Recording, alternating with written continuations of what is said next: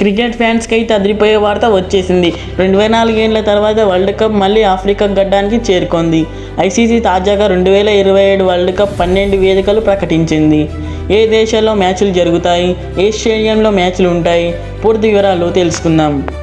Cricket fans ఎంతో ఆశ్చర్యకరంగా ఎదురుచూస్తున్న ఐసీసీ వన్డే వరల్డ్ కప్ 2027కు సంబంధించిన కీలక అప్డేట్ వచ్చింది. ఐసీసీ అధికారంగా టౌన్కి సంబంధించిన 12 వేదికలు ప్రకటించింది. ఈసారి వరల్డ్ కప్ ఒకే దేశం కాదు, 3 దేశాలు కలిసి నిర్వహించబోతున్నాయి. అవే దక్షిణాఫ్రికా, జింబాబ్వే, నమీబియా. ఇందులో ఎక్కువ మ్యాచ్లు దక్షిణాఫ్రికాలో జరుగుతాయి.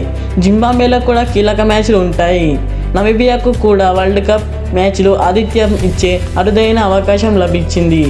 అయితే ఈ టౌర్నీకి ఉన్న ప్రత్యేకత ఏంటంటే 24 ఏళ్ల తర్వాత వరల్డ్ కప్ మళ్ళీ ఆఫ్రికా ఖండానికి రావడం. చివరిసారి 2003లో దక్షిణాఫ్రికా, జింబాబ్వే, కెన్యా కలిసి వరల్డ్ కప్ నిర్వహించాయి. ఇప్పుడు మళ్ళీ అదే ఉత్సవం కనిపిస్తుంది. ఆఫ్రికాలో స్టేడియాలు, వేగవంతమైన పిచ్చులు పరిస్థితి అక్కడ బౌలర్లకు మంచి సహకారం ఇస్తుంది. బ్యాటర్లకు కూడా ప్రతిభను నిరూపించాల్సి ఉంటుంది. అందుకే ఈసారి మ్యాచ్లు మరి ఉత్కంఠంగా ఉండే అవకాశం ఉంది. భారత్, ఆస్ట్రేలియా, ఇంగ్లాండ్, న్యూజిలాండ్, దక్షిణాఫ్రికా, పాకిస్తాన్ లాంటి బలమైన జట్టు టైటిల్ కోసం పోటీ పడుతున్నాయి. టీమిండియా అభిమానులు కూడా మరోసారి వరల్డ్ కప్ గెలుస్తుందా అని ఎంతో ఆసక్తికరంగా ఎదురుచూస్తున్నారు. ప్రపంచంలో నలుమూల నుంచి అభిమానులు ఆఫ్రికాకు చేరుకొని తమ అభిమానుల జట్లను నిర్వహించబోతున్నారు. ఐసీసీ ఇప్పటికే టోర్నీ ఏర్పాట్లు వేగంగా పూర్తి చేస్తుంది.